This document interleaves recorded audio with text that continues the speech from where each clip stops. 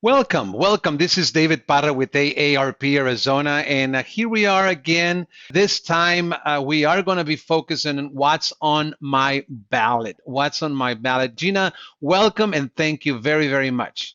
Hi, David. Thank you for having me again. I appreciate it. I love being here, and thanks for having me. Perfect. Yes.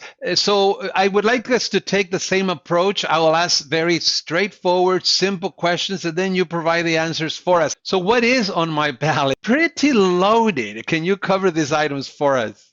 Oh, sure. Of course, David. So we are in what we call the midterm election year. Hmm. So as we know, we just came off of the 2020 presidential election, which puts us into the midterms, which means that we have all of our statewide offices are on the ballot. So it's going to be a pretty full ballot.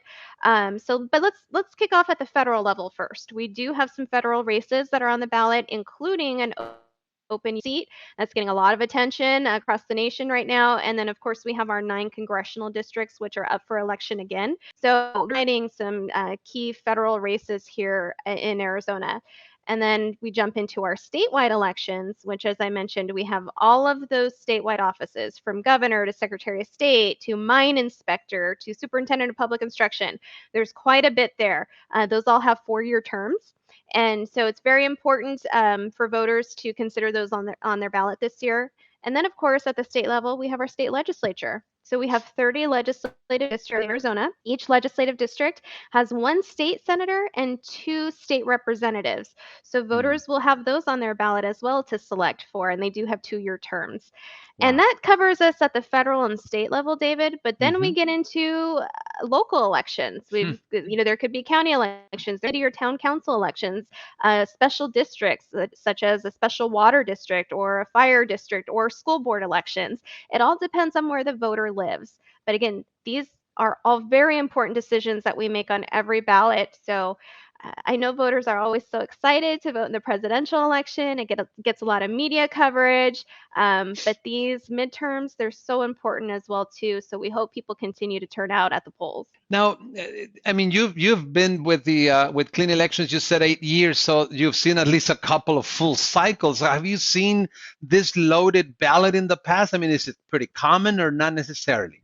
Yep, it's very common. So this is the cycle Okay. that we're on for midterms. So Okay. again, every non-presidential year, that's when you'll see these races on the ballot. And one thing that I didn't note at the bottom of this slide, you'll see judicial retention and ballot propositions. Mm. Those will be on the November election ballot, Okay. and so that's where voters will. I think most voters remember seeing all those different judges and justices on their ballot. There's usually a lot. That's where we decide, do we want to retain these judges and Mm. justices in their office? And then we have our ballot proposition number. So that's where you'll see, Prop 123, things like that, those ballot measures for voters to consider. A ballot is sent, a guide, I suppose, so is voter's guide. Is it what is sent to people's homes, correct? What is the technical name for that? At Clean Elections, we develop a voter Okay. education guide, and that's what we send to people's homes, to voters' homes, and it has them candidates running for statewide and legislative office. So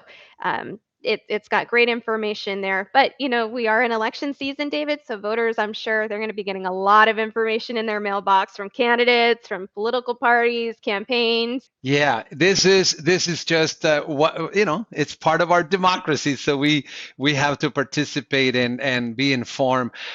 Gina, thank you so much. This is great information on what's going to be on the ballot in 2022. Thanks very much. Of course.